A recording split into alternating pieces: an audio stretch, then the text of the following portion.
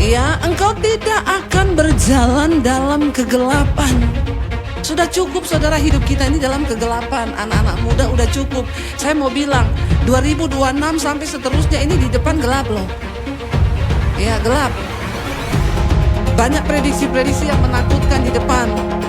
Tetapi orang yang berjalan bersama Tuhan dan mengikuti Yesus, dia tidak akan berjalan dalam kegelapan. Sekalipun prediksi tentang tahun depan, tahun yang gelap, tahun-tahun yang akan datang itu semakin mengerikan.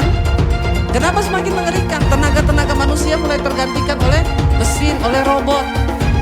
Ya, anak-anak muda, kau belum lulus kuliah, yang lain sudah dipecat.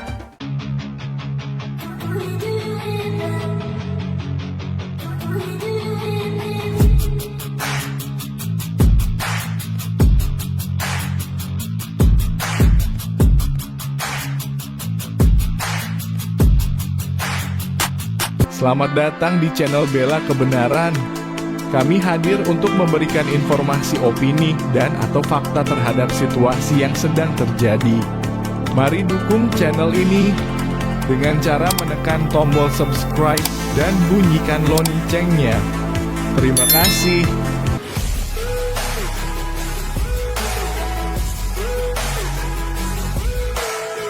Iya, shalom. Saya mengucapkan selamat hari Natal ya, dan puji Tuhan kita masih ada sampai hari ini ya, dan ini penuh sekali, nggak ada tempat loh sampai di belakang. Dan ya mungkin karena memang setiap Natal itu banyak Kristen kapal selam yang bermunculan. Ya, kalau udah Desember muncul di permukaan ya, karena Desember nih Natalan gitu ya. Jadi nanti kalau sudah nggak Desember, nggak Natalan lagi, nggak tahun baru lagi, tenggelam lagi ke dasar laut. Ya, kalau Anda orangnya bertobat. Amin. Semoga tersinggung dengan kata-kata saya. Karena memang banyak orang itu merasa dia butuh Tuhan kalau cuma hari Natal, ya tahun baru, oh ini kan hari raya gitu ya. Tapi ini saya dengar-dengar 25 Desember mau dijadikan hari apa saudara? Hari mualaf katanya. Ya nggak apa-apa lah, kita tuh mau dijadikan hari apa aja, nggak apa-apa. Karena iman kita tuh kan nggak mudah tergoyah, amin. Sekali Yesus tetap, ya biarin aja. Ya anjing bergonggong kafilah berlalu toh. Saudara, saya bersyukur kalau kita masih bisa ada hari ini. Temanya adalah Yesus terang dunia dan dia datang membawa kehidupan. Dunia ini ketika jatuh dalam dosa, maka Alkitab berkata dunia ini berada di bawah kegelapan. Dunia ini di bawah naungan maut. Ya, ketika tanpa terang Kristus. Karena dosa membuat manusia terpisah dari Tuhan. Ya, dan bagaimana kehidupan manusia kalau terpisah dari Tuhan? Kacau balau. Ya, kacau. Makanya kalau saudara hidup jauh dari Tuhan, hidupmu pasti kacau. Saya jamin itu saudara. Bukan soal kaya atau miskin. Biar kaya juga kalau jauh dari Tuhan, hidupnya kacau. Ya, karena ingat kebahagiaan itu bukan kekayaan. Ya, tetapi ketika kita hidup dalam terang Tuhan. Amin. Dan ketika manusia jatuh dalam dosa, kehilangan hubungan dengan Tuhan, maka itulah yang menjadi kegelapan awal dari hidup manusia. Sehingga manusia hidup dalam gelap dan dunia ini butuh terang, saudara. Yesus datang, dia berkata, dia menyatakan diri, akulah terang dunia. Orang itu kalau hidup dalam gelap tidak bisa lihat apa-apa. Kalau mati lampu, saudara bisa lihat apa? Mati lampu yang saudara bisa lihat apa? Nggak ada, gelap ya. Bisa sih lihat apa? Lihat syaiton. Ya. Nah, setan itu suka tuh kalau gelap-gelap itu. Makanya orang yang suka gelap-gelap itu pasti temennya syaiton. Ya, jangan suka gelap. Yesus berkata, akulah terang dunia. Ayatnya Yohanes 18 ayat 12. Baca bersama. Maka Yesus berkata pula kepada orang banyak, katanya apa? Akulah terang dunia. Barang siapa mengikut aku, ia tidak akan berjalan dalam kegelapan, melainkan akan mempunyai. Orang yang mengikut Kristus dikatakan, dia tidak akan berjalan dalam kegelapan. Orang berjalan dalam kegelapan gak bisa lihat apa-apa. Makanya semua keputusan yang dia buat salah. Ya, ambil keputusan menikah, salah pilih jodoh. Ya, ambil keputusan pekerjaan, salah pilih pekerjaan. Pokoknya keputusan apapun yang dia buat itu salah. Itu tanda-tanda orang berjalan dalam gelap. Ya. Loh tapi saya Kristen loh Bu, walaupun kau Kristen. Kalau kau nggak sungguh-sungguh jadi pengikut Kristus, kau berjalan dalam gelap. Ya. Loh saya ke gereja tiap minggu, walaupun. Ya. Loh saya melayani Tuhan, walaupun. Jadi goal dari kekristenan adalah menjadi pengikut Kristus. Apa itu Kristen? Kristen itu pengikut Kristus. Tapi banyak orang menyebut diri Kristen tapi nggak mau ikut Yesus. Nggak mau ikut ajarannya, nggak mau ikut perintahnya. Ya ikuti dirinya sendiri. Gelap. Yesus berkata, kalau engkau mau mengikuti aku, ya engkau tidak akan berjalan dalam kegelapan. Sudah cukup saudara hidup kita ini dalam kegelapan. Anak-anak muda udah cukup. Saya mau bilang 2026 sampai seterusnya ini di depan gelap loh. Ya gelap. Banyak prediksi-prediksi yang menakutkan di depan. Tetapi orang yang berjalan bersama Tuhan dan mengikuti Yesus, dia tidak akan berjalan dalam kegelapan. Sekalipun prediksi tentang tahun depan, tahun yang gelap, tahun-tahun yang akan datang itu semakin mengerikan. Kenapa semakin mengerikan? Tenaga-tenaga manusia mulai tergantikan oleh mesin, oleh robot. Ya, anak-anak muda, kau belum lulus kuliah, yang lain sudah dipecat. Padahal kau belum lulus ini. Terus kau mau harap apa ke depan kalau tidak berjalan bersama Tuhan? Yesus berkata, kalau engkau mengikut aku, engkau tidak akan berjalan dalam kegelapan. Melainkan engkau akan mempunyai terang hidup. Kita bukan hanya tidak berjalan dalam kegelapan, tapi hidup kita menjadi terang. Amin. Justru kita bisa menjadi terang bagi orang lain yang berjalan di dalam kegelapan. Jadi Natal itu adalah terang yang datang ke dalam dunia supaya kita tidak salah berjalan dalam hidup ini, saudara. Setiap hari kita ini harus bikin pilihan. Ya, setiap orang itu pasti harus membuat banyak pilihan penting dalam hidup. Nah kalau pilihan yang kau buat itu salah, karena engkau mengambil keputusan di dalam kegelapan, engkau nggak bisa lihat apa-apa. Karena itu, mari kita sungguh-sungguh percaya Yesus dan mengikuti Yesus. Ya, jangan cuman jadi fans aja, ya. Tapi ikuti Kristus, apa yang dia perbuat, apa yang dia lakukan, apa yang dia suruh lakukan. Dan dia bilang siapa mengikut aku, ya, ia tidak akan berjalan dalam kegelapan. Ini janji. Dulu ketika saya belum kenal Tuhan Yesus, hidup saya hancur, saudara. Kenapa? Semua keputusan yang saya buat salah. Saya tidak bisa melihat terang. Ya, saya salah pacaran, salah ini, salah ambil keputusan kerja, salah ini. Ya, dulu sekolah jurusannya IPA, ternyata ujiannya ekonomi terus. Banyak yang begini toh. Kau ambil jurusannya teknik tapi ujiannya tetap ekonomi kan? Dalam kehidupan toh. Ya, jangan salah jurusan, ikut Tuhan itu. Ya, kita dikasih hikmat untuk melihat jalan hidup ke depan ini seperti apa. Kalau kita berjalan bersama Tuhan, maka Tuhan beri kita hikmat untuk kita mengambil keputusan penting dalam hidup kita. Barang siapa itu mengikut Tuhan, dia akan berjalan di dalam terang. Bahkan hidupnya itu akan menjadi sumber terang bagi orang lain. Bapak Ibu, hari-hari ini Tuhan sedang mencari orang-orang yang bisa dipakai Tuhan untuk menjadi berkat bagi banyak orang. Engkau percaya bahwa Tuhan itu sumber berkat? Ya, kita harus percaya Tuhan sumber berkat. Dan ketika Tuhan adalah sumber berkat, dia mau memakai kita ini untuk menjadi saluran berkatnya. Tapi sayang Tuhan tidak menemukan banyak orang yang mau sungguh-sungguh mengikut dia. Yang mau sungguh-sungguh menyerahkan hidupnya kepada Tuhan. Ya, kalau saya ini dulu tidak mengenal dan tidak menerima dan mengikuti Tuhan Yesus. Ya, saya nggak tahu hidup saya jadi apa, saudara. Mungkin hari ini saya sudah bunuh diri. Saya sudah nggak ada di dunia.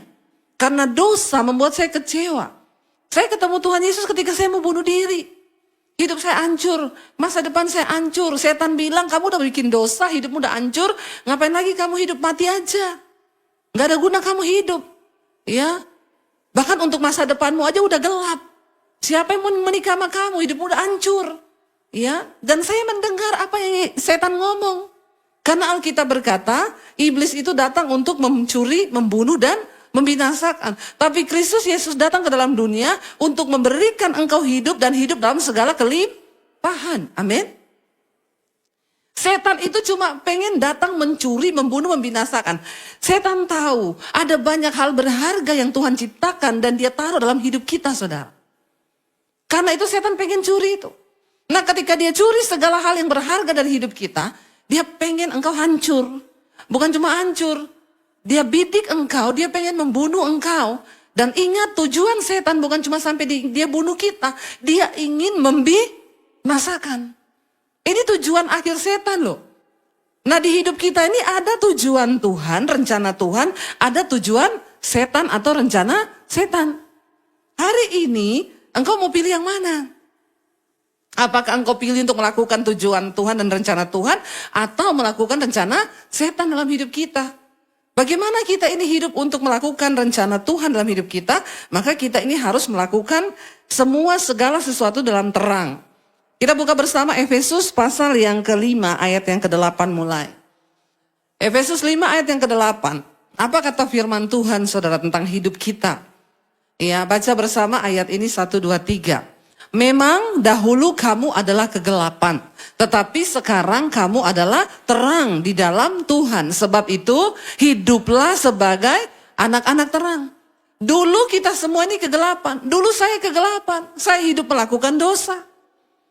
Ya, tetapi setelah saya menerima Kristus, dikatakan maka kita ini dirubah menjadi statusnya anak-anak terang. Nah, setelah kita menjadi anak terang, apa yang harus kita lakukan? Ayat berikutnya dikatakan di sana, karena terang hanya berbuahkan kebaikan dan keadilan dan kebenaran. Ya, orang yang hidup dalam terang, dia hidup menjadi melakukan buah-buahnya itu kebaikan, keadilan, dan kebenaran. Ya, kalau hidup dalam gelap, melakukan keburukan, tidak adil, curang, dan tidak melakukan kebenaran atau melakukan dosa. Ini aja, saudara, untuk bisa menjadi tolak ukur apakah kita ini sekarang jadi anak terang atau anak gelap. Yang kau bisa, yang sehari-hari kau lakukan, apakah itu kebaikan, keadilan, dan kebenaran, atau sebaliknya, engkau melakukan keburukan, kecurangan, dan dosa.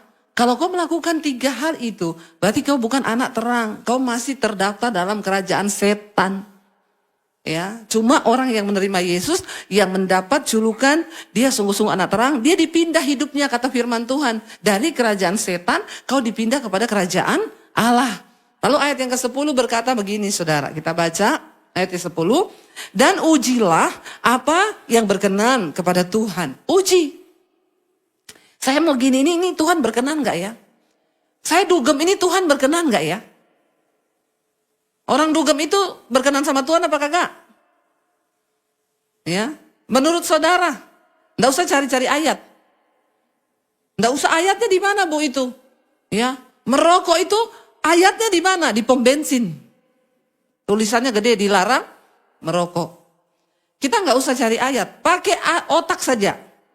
Karena Alkitab berkata Tuhan menciptakan manusia dengan akal budi. Apa itu akal budi? Ya, satu insting yang diberikan Tuhan untuk membedakan mana yang baik dan mana yang jahat. Jadi tidak semua orang itu punya otak, ya, tapi punya akal budi. Kayak kucing itu punya otak enggak? Punya. Kucing ada akal budi enggak? Menurut saudara kucing ada akal budi atau enggak? Ya, tapi dia punya otak, bisa mikir. Tapi akal budi enggak. Makanya dulu anak saya bilang gini, Mami itu kucingnya temanku loh. Tapi dia tiap malam datang ke rumah kita. Dia padahal sudah punya anak, tapi dia naksir sama kucing kita. Berarti dia berdosa ya, Mam. Padahal itu istrinya, kucingnya temanku yang tetangga di situ. Dia punya anak banyak, punya istri juga. Tapi kenapa dia datang ke rumah kita, dia naksir sama kucing kita? Saya bilang kalau kucing enggak apa-apa, Dek. Namanya juga kucing. Ya. Lah kalau orang, Mam, kalau orang enggak boleh. Tapi buktinya temanku juga papahnya udah punya istri, tapi punya pacar. Nah, itu namanya bapak-bapak kucing garong. Bapak punya otak tapi enggak punya akal budi itu. Karena enggak pernah baca firman. Dari mana akal budi datang? Dari firman Tuhan. Ya, makanya banyak baca Alkitab supaya jangan jadi kucing garong. Saudara, kita sekarang berpikir dengan logika dan akal budi kita. Merokok itu boleh atau tidak? Menurut saudara, yang bilang boleh angkat tangan. Yang bilang tidak boleh angkat tangan. Yang bingung angkat kaki. Pada bingung semua ya. Kita nggak usah sering kali cari-cari ayat, nggak usah cari-cari ayat. Alkitab berkata, Tuhan itu menaruh hukumnya dalam hati manusia. Dalam hati manusia itu ada hukum Tuhan. Jadi kau nggak usah tanya-tanya ayat di mana nggak boleh selingkuh, di mana nggak boleh merokok, di mana nggak pelit. Ayatnya tuh di mana? Orang Kristen kan suka di mana terus cari ayat. Padahal uji apa yang berkenan pada Tuhan, sebab Tuhan menulis hukumnya dalam hati nurani manusia. Jadi walaupun juga kau nggak baca ayatnya, kau tahu ini yang baik, ini yang tidak baik. Mari kita mulai belajar hidup dalam terang, menguji segala sesuatu yang berkenan pada Tuhan. Berantem sama mertua itu dikenan Tuhan atau tidak? Ya, berantem sama menantu itu berkenan sama Tuhan atau tidak? Nah itu pinter semua, tapi kok banyak ya? Mertua adalah maut. Jangan saudara ya, nggak boleh begitu. Dikatakan ayat yang ke-11, kita lihat bersama. Ayat yang ke-11, yuk kita. Janganlah turut mengambil bagian dalam perbuatan-perbuatan kegelapan yang tidak berbuahkan apa-apa, tetapi sebaliknya telanjangilah perbuatan-perbuatan itu. Ya, buang perbuatan itu, jangan ambil bagian. Kristus sudah datang menjadi terang dunia. Dan barang siapa yang mengikut dia, engkau akan beroleh hidup, dan dalam hidupmu itu ada terang. Engkau akan menjadi terang bagi banyak orang. Syaratnya apa? Jangan lagi turut mengambil bagian dalam perbuatan-perbuatan kegelapan yang tidak berbuahkan apa-apa, tapi sebaliknya buanglah, telanjangilah perbuatan-perbuatan itu. Tinggalkan saudara. Masih ada waktu, ini tanggal 25. Ya, masih ada waktu nih seminggu ke depan, buang semua yang tidak berkenan. Kepahitan, amarah, kebencian, sakit hati, iri hati, dendam, ya kenajisan, percabulan, hawa nafsu, rokok, judi, semua yang tidak berkenan. Coba bikin daftar dosa. Saudara aja sendiri yang bikin di rumah. Dulu saya begitu waktu saya bertobat. Saya bikin buku daftar dosa saya. Kalau orang Kristen ini sekarang tidak, dia punya daftar dosa orang. Ya, dia punya daftar dosanya tetangga, dia punya daftar dosanya temennya, tapi nggak punya daftar dosanya dia. Ya, sehingga kalau dia duduk di gereja dengerin khotbah ini, dia bilang, ini harusnya teman saya itu datang loh. Ya Pak ya, yang dalam hati, ini sebenarnya khotbah ini cocok buat ipar saya. Sayang ipar saya itu nggak datang. Harusnya dia dengar, tapi nanti saya cariin potongannya, saya kirim nanti lewat WA. Bertobat saudara ya. Yuk, masih ada waktu yuk, bisa yuk. Kita bikin catatan dosa kita 2025. Ya, buat kau sendiri aja. Jangan juga kirim ke saya. Nggak penting. Ya, cuma penting bagi kau dengan Tuhan saja. Itu pertobatan. Bikin di kamar, tulis. Ya, Tuhan saya ini masih suka nonton film porno, saya suka dugem, saya suka rokok, ada kepahitan di hati, saya kepahitan sama kakak saya kepahitan sama bapak saya. Tulis. Ya, karena keterbukaan itu awal dari apa? Keterbukaan awal dari? Nggak ada yang tahu loh ini. Padahal ini statement rohani banget nih, sering kali diucapkan nih. Ya, keterbukaan awal dari pemulihan. Ya, kalau saya bilang keterbukaan awal dari ketahuan. Ya, nanti setelah ketahuan baru bisa dipulihkan. Karena ada orang tidak tahu diri. Nggak tahu dosanya, enggak. Dia cuma sibuk hakimi dosa orang lain. Tapi dosanya dia nggak tahu. Ayo jangan lagi kita melakukan perbuatan-perbuatan kegelapan ini. Supaya kita masuk tahun depan dengan hidup yang baru. Ayat yang berikutnya ayat 11 berkata di sana ayat 12 ya. Kita baca, sebab menyebutkan saja pun apa yang dibuat oleh mereka di tempat-tempat yang tersembunyi itu telah memalukan. Ya, jangan suka sembunyi-sembunyiin sesuatu.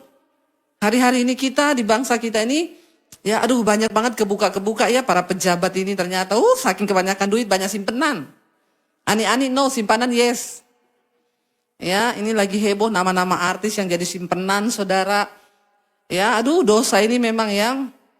Bisa liburan ke luar negeri bareng ya. Fotonya di satu tempat yang sama. Ya tapi ngangkatnya beda ya. Nih dosa ini begini nih sekarang saudara. Ya jangan ya. Menyebutkan saja pun yang dibuat mereka di tempat tersembunyi itu telah memalukan. Apalagi kita juga melakukan.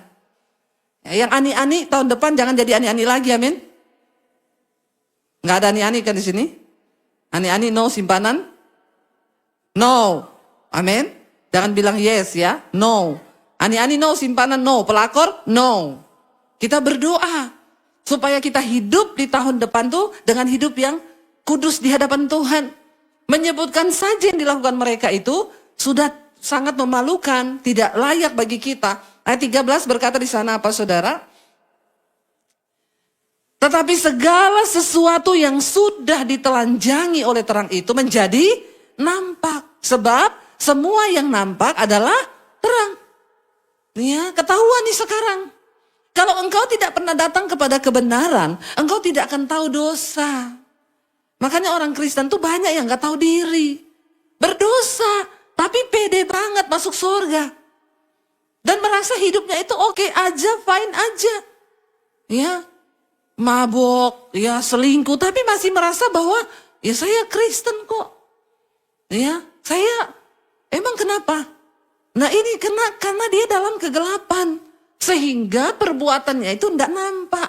Tetapi apa yang sudah ditelanjangi oleh terang, saya dulu jadi tahu dosa saya kenapa saudara. Waktu saya bertobat terima Tuhan Yesus tahun 95. Saya mulai baca Alkitab. Saya baca Alkitab. Saya baca perjanjian baru. Saya baca apa yang Yesus katakan. Ya, saya tahu hukum-hukum Tuhan. Oh ternyata jadi orang Kristen itu enggak boleh bersinah, enggak boleh marah, enggak boleh kepahitan, enggak boleh punya iri hati, enggak boleh. Jadi saya catat. Apalagi Galatia pasal 5 itu berkata, sebab keinginan daging itu telah nyata. Percabulan, kenajisan, hawa nafsu, nafsu jahat, iri hati, kebencian, dendam, amarah, pertikaian, perpecahan, roh pemecah belah, perseteruan, kedengkian, iri hati. Saya catat itu semua dan waktu saya cek ada semua sama saya. Astagfirullah. Saya baru tahu betapa kotornya hidup saya. Tapi kenapa dulu saya tidak tahu? Karena saya tidak berada di dalam terang. Enggak ada firman yang kasih tahu itu.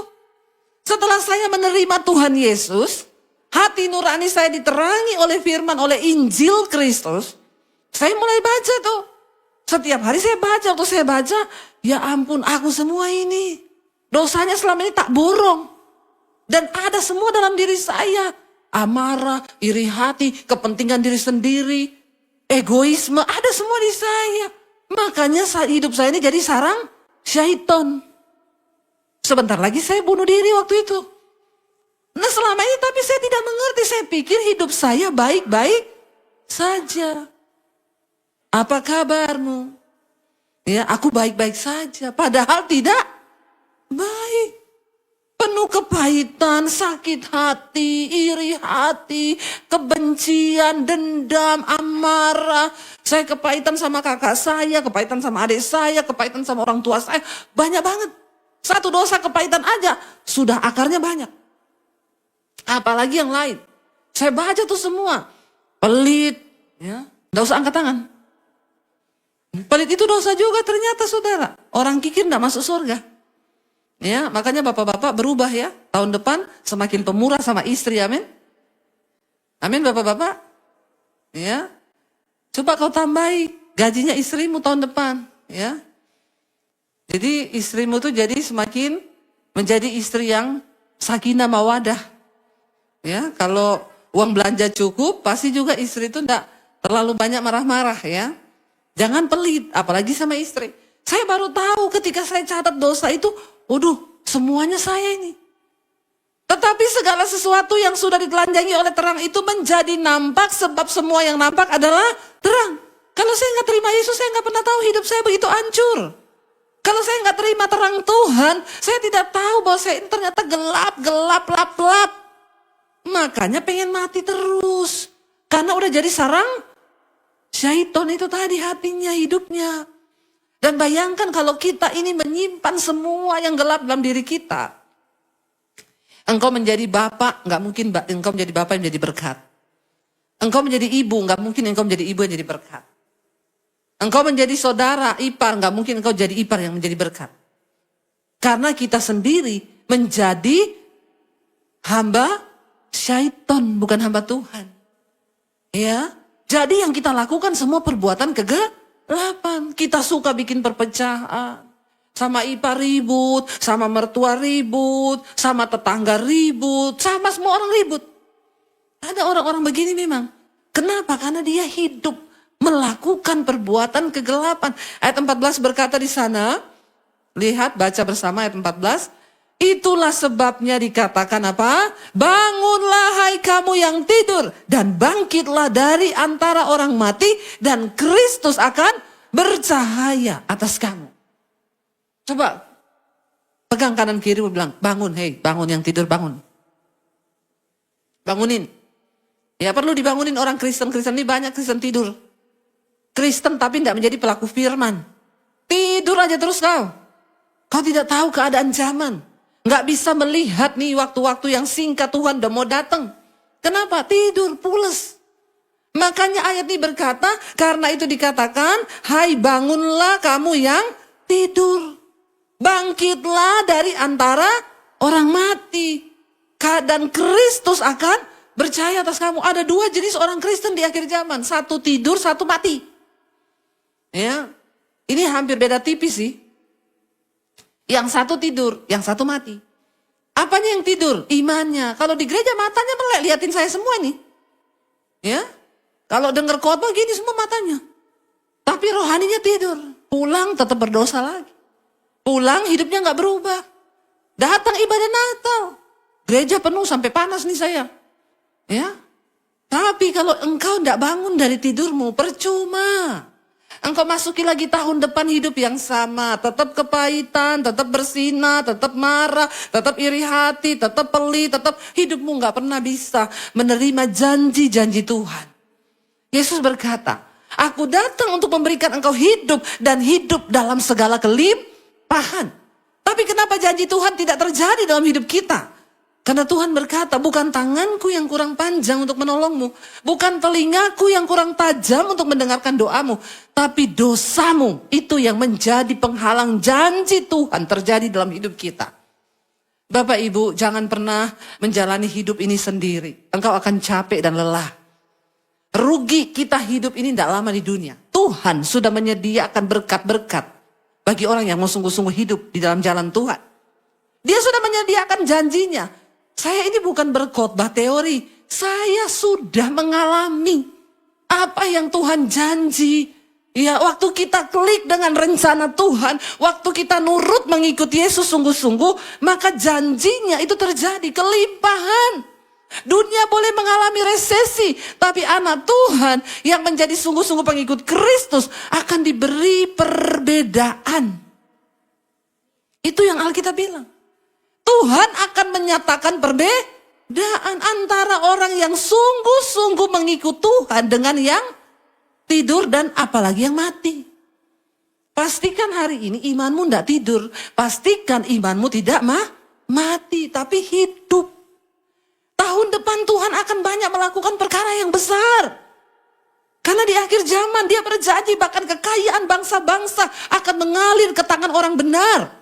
Untuk apa? Menjadi bukti bahwa hidup kita ini berbuah bagi kemuliaan Tuhan. Amin. Tetapi kalau kau tidak mau bertobat, tidak bisa saudara.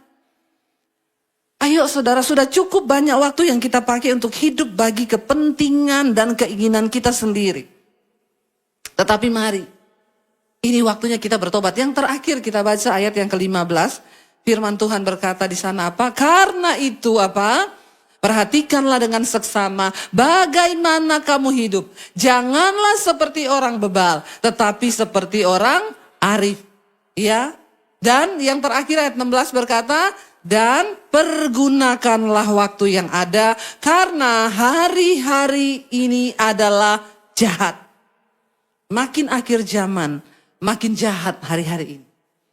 Makanya perhatikan dengan seksama bagaimana kamu hidup. Jangan seperti orang bebal, tapi seperti orang arif. Dan pergunakan waktu yang ada. Karena hari-hari ini adalah jahat. Anak muda, ya kalau 2025 kau itu cuma kebanyakan scroll tiap hari, mager. Ya, cuma di kamar pegang handphone, scroll terus berjam-jam ini loh. Ya sebenarnya setan bekerja ini lewat apa? Lewat handphone hari-hari ini. Ya, setan tuh bekerja lewat handphone. Dia nggak perlu kasih saudara yang aneh-aneh, nggak usah. Dia kasih handphone aja. Ya, coba saudara bisa nggak hidup tanpa handphone? Lepas dari handphone 1 menit, bisa nggak? Ke toilet aja bawa handphone. Siapa yang ke toilet bawa handphone? Itu berarti kau sudah diperbudak sama handphone. Ya, jangan bawa handphone ke toilet saudara. Ya, yang mau bertobat anak-anak muda masuk ke sekolah misi saya tuh di Bandungan. Senin sampai Sabtu nggak boleh pegang handphone. Bolehnya itu pegang kalau udah tugas, nanti Sabtu baru diambil handphonenya, ditahan di staff. Ya, bisa nggak kita? Masih bisa nggak? Ya, saya tuh kalau ketinggalan handphone kadang udah jauh suami saya bilang, ih handphone saya ketinggalan, suami saya bilang, balik nggak, ada urusan, nggak mati, nggak bawa handphone. Amin. Ya kadang-kadang kita ini tanpa kita sengaja. Makanya saya pikir-pikir nanti yang akan jadi chip, yang akan dipasang di kita itu apa? Yaitu memori SIM cardmu itu nanti. Itu yang akan jadi chip antikris yang akan dipasang. Ya karena kita udah gak bisa hidup tanpa itu kan. Coba sekali-sekali coba 1 hari ya. Hari ini Natal ya, gak usah pakai handphone coba. Ya, gak bisa itu. Pergunakan waktu yang ada karena hari-hari ini jahat. Sekarang kejahatan tuh gak jauh. Di handphone saudara. Ya di tangan kita itu loh. Berapa banyak anak-anak muda yang jatuh dalam pornografi. Ya ketemu temen sekarang. Ya akhirnya jatuh dalam dosa seksual karena handphone. Handphone ini sekarang dipakai setan. Sekarang tergantung kita nih. Mau pakai handphone ini untuk apa? Iya. Kita nyari sesuatu sekarang bahaya sekali loh. Ya saya mau bikin khotbah tentang kaki Dian. Saya klik di Google kaki Dian. Yang muncul kakinya Dian. Padahal yang saya maksud kaki Dian, menorah itu. Saya klik kaki Dian, yang muncul kakinya Dian seksi-seksi. Kaki Dian, kaki Susi, kaki-kaki yang lain. Nah sekarang tinggal tergantung saya nih, mau saya lanjut klik atau ya saya tinggalin, bener gak? Halo, bener gak anak-anak muda? Nggak usah pura-pura. Ayo kita bertobat. Orang tua yang terjebak dengan pornografi lewat handphone. Perselingkuhan dimulai dari handphone. Ya. Ayo kita bertobat hari-hari ini. Telanjangi semua perbuatan kegelapan itu. Terima Tuhan Yesus. Karena saya selalu ulang saudara, sorga itu bukan untuk tempat orang sembarangan. Sorga itu tempat yang mulia. Hanya orang-orang yang mau berjuang hidup dalam kekudusan. Hanya orang-orang yang mau berjuang membuang segala perbuatan kegelapan. Natal tidak akan pernah berarti tanpa engkau terima terang Tuhan dalam hidupmu. Kenapa selalu ada pohon terang? Kenapa selalu ada lilin di sana? Ya, untuk memberitahukan pohon itu bicara tentang kehidupan. Terang itu bicara tentang kegelapan sudah dilucuti. Ya, jangan mau melakukan hal-hal kegelapan. Karena itu adalah perbuatan iblis. Iblis suka dengan kegelapan. Tapi terang Tuhan telah terbit atas kita. Amin. Karena itu Kristus datang. Nubuatan Nabi Yesaya berkata apa? Bangsa yang diam dalam kegelapan, yang berada dalam naungan maut, telah melihat terang yang besar. Saya berdoa, setiap kita hari ini menerima terang Kristus, dan hidup kita pulang dari tempat ini, menjadi terang bagi orang lain yang ada dalam kegelapan. Karena engkau akan memiliki hidup, dan engkau akan hidup dalam terang itu, dan terang itu ada di dalam hidupmu. Kita menjadi sumber terang bagi orang lain. Itu makna Natal saudara. Karena Natal tanpa terang dalam hidupmu itu sia-sia. Saya undang para imam musik maju ke depan. Mari kita mau sungguh-sungguh. Hari ini bukan sekedar perayaan Natal saja bagi kita. Tapi kita mau sungguh-sungguh berkata, Tuhan kami mau menjadi terang Kristus dalam hidup kami. Supaya hidup kami ini bisa membawa orang lain datang kepada Kristus. Kita bangkit berdiri bersama Yesus.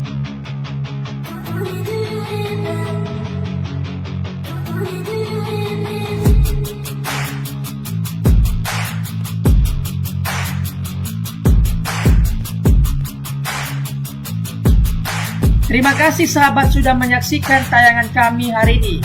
Tuhanlah yang membalas dan memberkati kita semua.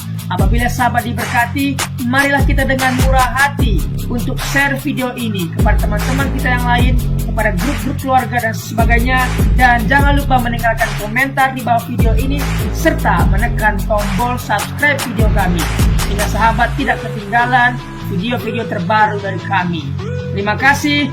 Tuhan Yesus memberkati kita semua. Dan dengarkanlah firman Tuhan singkat ini.